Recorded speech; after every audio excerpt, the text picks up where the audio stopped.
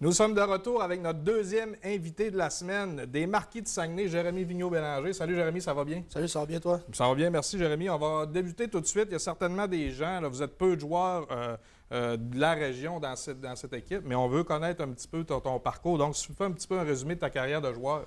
Ben, moi, évidemment, j'ai fait tout mon hockey mineur ici. Je viens de Jonquière, donc tout mon hockey mineur à Jonquière, puis je continue pour quand c'était nécessaire, là, le midget espoir. Ensuite, j'ai évolué un an à Québec pour les Remparts, puis un an collégial l'année d'après à Alma, avec les Janois. Après ça, j'ai joué 3 ans junior 2A, je suis revenu avec mes amis à Jonquière, puis j'ai eu une belle expérience. C'est là que j'ai rencontré Bob, l'année d'après, il m'a donné ma chance.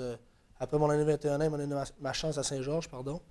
Moi, j'avais l'intention de probablement arrêter de jouer au hockey, me diriger vers le coaching peut-être, puis j'étais étudiant à temps plein à Québec.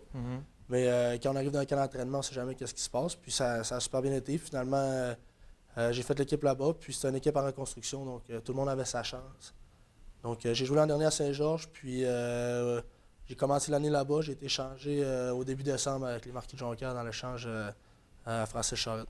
OK. Donc, on sait que la Ligue nord-américaine de hockey, c'est pas un travail à temps plein. Donc, tu fais quoi d'autre dans la vie présentement? Non, comme tu l'as dit, en fait, c'est plus un travail à temps plein. Les équipes n'ont plus les moyens de payer des joueurs à temps plein, évidemment. Moi, je suis étudiant à temps plein. Je termine un bac en ressources humaines. Puis, je possède également une compagnie d'aide économique, ça s'appelle. On offre de négocier les services de télédistribution. OK. Donc, comment était ta saison? On sait que tu as été échangé au mois de décembre, tu m'as dit tantôt, de Saint-Georges-de-Beauce au Marquis. Ça a-tu été une bonne nouvelle dans ton cas? Étais-tu content, surpris de cette nouvelle-là? Et par le fait même, comment était ta saison 2015-2016? Ben, pour répondre à la première question, oui, j'ai été surpris. Malgré que j'avais pas un gros début de saison à Saint-Georges, j'ai eu une blessure en début de saison, un changement d'entraîneur, l'adaptation. Je blâme que moi-même pour le début de la saison. J'ai été surpris. J'étais content de m'en venir à Jonquière, de revenir chez moi, dans le fond, où je peux jouer devant mes amis toutes les semaines, puis mes parents. Mais en même temps, j'avais rien à reprocher à Saint-Georges. C'était tellement un groupe de gars le fun, puis une organisation qui, avec l'avenue de Dean, avait repris un petit peu de notoriété. Notoriété, oui, en effet. Mais tu sais, sans venir à Jonquière, il n'y a pas une plus belle place dans la ligue pour jouer, donc je ne pouvais pas être malheureux de ça. Mais tu as quand même eu une grosse saison l'an passé avec comme recrue avec Saint-Georges-de-Beauce. Oui, je pense que j'ai eu une bonne saison. Cette année, j'ai eu une bonne deuxième moitié de saison après mon arrivée à Jonquière, donc c'est positif. Puis j'étais complètement charmé par l'expérience de jouer à Jonquière. Tu as joué dans la Ligue d'hockey junior majeur du Québec, dans la Ligue nord-américaine. C'est quoi la différence entre les deux ligues? Bien, qu'est-ce qu'il faut comprendre, c'est que la Ligue junior, dans le fond, c'est une ligue de développement. C'est une ligue de...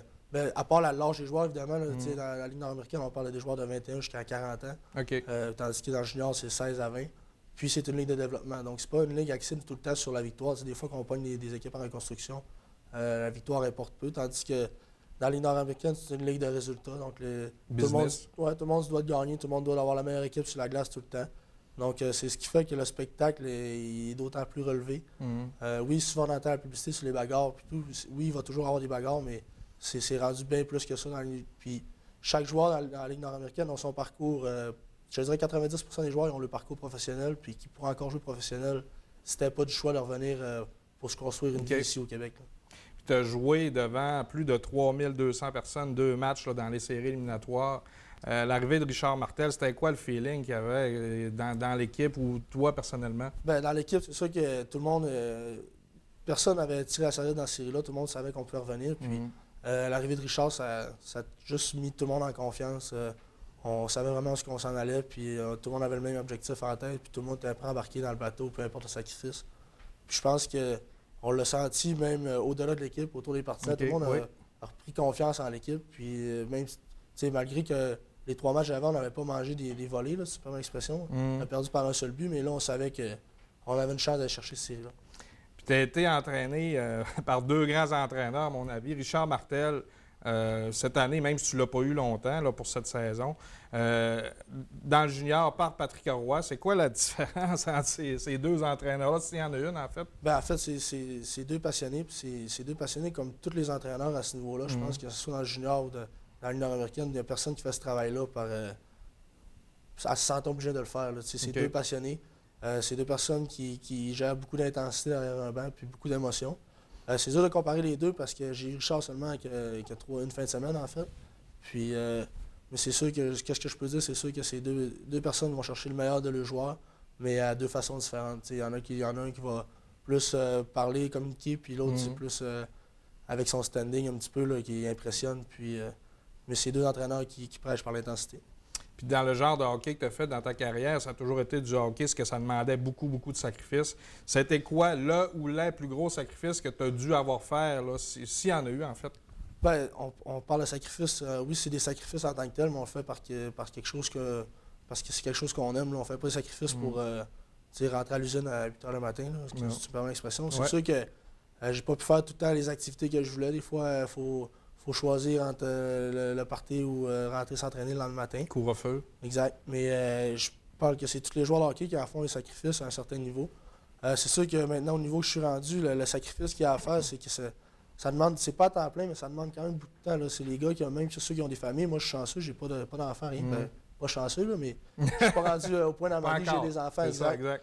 Puis, mais tu sais, on parle des gars qui sacrifient 40 fins de semaine dans leurs années, le vendredi, samedi, à pas être avec les familles, plus le 40 heures qui travaillent dans la semaine. Donc, je pense que c'est le plus gros sacrifice à faire. T'as jamais ton vendredi soir, jamais ton samedi soir. Oui, on le fait parce qu'on aime ça et on joue au hockey, mais tu sais, souvent la femme à la maison ou les deux enfants qui jouent Pee-Wee, qui ne peuvent pas les voir jouer, souvent, c'est des sacrifices qu'il faut faire. C'est plus une passion qu'autre chose pour ces joueurs-là. C'est quoi ton plus beau souvenir dans ta carrière de hockey? Peut-être que tu en as plusieurs, mais celui-là qui t'a marqué le plus. Là. Ben, c'est sûr que mon plus beau souvenir, je pense, c'est quand j'ai remporté la Coupe Dodge Midget Espoir avec... c'était ici, en plus, à Chicoutimi, cette année, avec l'Extrême. Ouais. Puis c'était la Coupe Dodge qui s'est présentée justement dans notre arena, puis au San George. Donc, c'était un feeling assez particulier.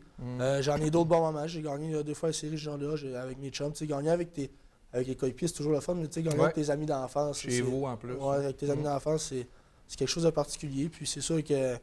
mais je me rappelle toujours de mes premiers matchs dans les différentes ligues. Là. Mon premier match en junior, mon premier match dans l'Union américaine, mon premier match avec les Marquis. J'ai plusieurs beaux souvenirs. Puis j'essaie d'apprendre de ça toutes les fois, mais on essaie tout le temps que ça ne soit pas le dernier plus beau souvenir qu'on ait. Absolument. Puis en terminant, Jérémy, si on te comparait avec un joueur de la Ligue nationale actuelle, présentement, tu te compares à qui? Si les gens veulent faire une ressemblance. Oui, c'est dur à comparer. Ou un joueur connu, peut-être. Oui, bien, je ne peux pas dire que je me compare, que j'ai souvent été comparé à Mike Ribeiro ou des joueurs dans ce style-là, pas nécessairement extra rapides, mais qui ralentissent le jeu, puis j'aime ça ma présence autour du filet. Bonne vision aussi. Là. Ouais, un joueur que je regarde beaucoup présentement, c'est Jamie Benn, puis j'essaie d'apprendre beaucoup de lui. C'est un joueur que j'aime beaucoup, puis malgré le fait que je me compare pas à lui, là, mais je pense que c'est un joueur que j'aime beaucoup apprendre. Bien, merci beaucoup, Jérémy. On se retrouve tantôt là, pour la question de la semaine.